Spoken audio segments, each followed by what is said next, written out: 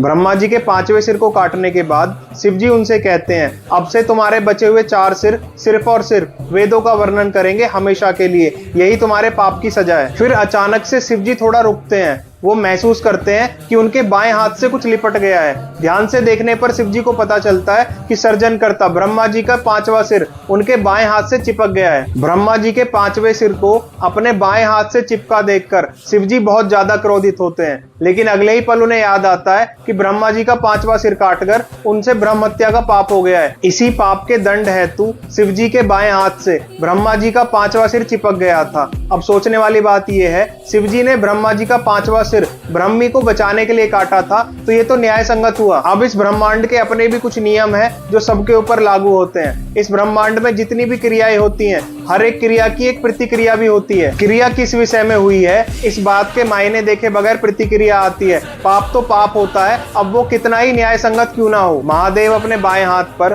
ब्रह्मा जी के कटे हुए 5वें सर को लपेटे हुए पूरे ब्रह्मांड में घूमते हैं। उन्हें कोई उपाय नहीं मिलता। समय बीतने के साथ मांस गलकर सड़कर नीचे गिर जाता है और बचता है सिर्फ हड्डियों का ढांचा। कपाल को लेकर शिव जी पूरे ब्रह्मांड में घूमते हैं, इसलिए उनका नाम कपाली भी पड़ा था। कुछ और समय बीत जाने के बाद शिव जी धरती पर कदम रखते हैं। धरती पर एक स्थान पर वो हड्डियों का ढांचा शिव जी के हाथ को छोड़कर नीचे जमीन पर गिर जाता है। तब शिव जी को समझ आता है कि धरती का ये स्थान मुक्ति देता है। अगर किसी व्यक्ति ने कोई न्याय संगत पाप किया है तो इस स्थान पर आकर उसको मुक्ति मिल जाती है। इसी पवित्र स्थान का नाम पड़ा था वाराणसी, जिसको हम काशी और बनारस के नाम से भी जानते हैं।